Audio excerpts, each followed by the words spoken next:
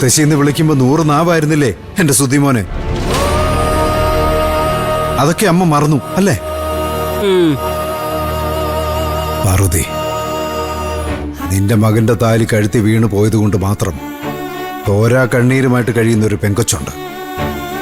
മറ്റുള്ള പെമ്പിള്ളേരുടെ സങ്കടം കാണാൻ കഴിവുള്ള നീ അത് ബോധപൂർവം മറക്കുക. പക്ഷെ ഒരിക്കൽ നീ പറഞ്ഞതിനെ കുറിച്ച് ഓർത്ത് ദുഃഖിക്കും.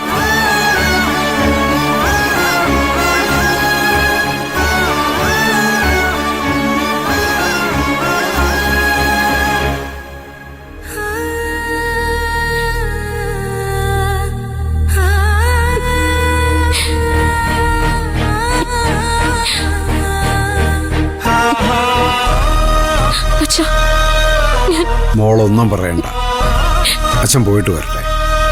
അച്ഛാ, എനിക്ക് കുറച്ചുകൂടി സമയം വേണമെന്ന് ഞാൻ പറഞ്ഞതല്ലേ? മോളെ, കാലം ആർക്കു വേണ്ടിയും കാത്തിരിക്കത്തില്ല. എന്തായാലും ഞാൻ ചെന്നൊന്ന് സംസാരിക്കട്ടെ.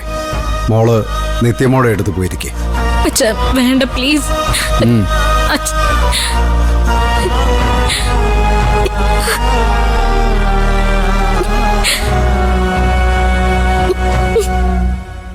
പൊടുന്നതിന് ഇങ്ങനെ പറഞ്ഞാൽ നമ്മൾ എന്ത് ചെയ്യും സ്വാമി? സ്വാമിക്ക് അറിയാവുന്നതല്ലേ, കയ്യിലുള്ളതെല്ലാം നമ്മൾ ഹോസ്പിറ്റലിന് വേണ്ടി ഇൻവെസ്റ്റ് ചെയ്തിരിക്കുകയല്ലേ. അപ്പൊ ഇത്രയും വലിയ തുക, അതും ഈ ചെറിയ സമയത്തിനുള്ളിൽ. എന്തായാലും സ്വാമിക്ക് പോലെ ഞാനൊന്ന് ആലോചിക്കട്ടെ. എന്താ സർ? ഏയ് ഒന്നുമില്ല. നിങ്ങൾ എന്തിനാ ഇങ്ങനെ നാണം കെട്ട് ചോദിക്കാൻ നിൽക്കുന്നേ? രഹസ്യ ഇടപാടുകളൊക്കെ അങ്ങനെ തന്നെ ഇരിക്കട്ടെ. എന്തായാലും രഹസ്യങ്ങൾക്കൊന്നും അധികം ആയുസ് ഉണ്ടാവില്ല. ഒരു രഹസ്യവും ഇല്ല. പിന്നെ എന്താണ് സർ? എന്തെങ്കിലും പ്രശ്നം?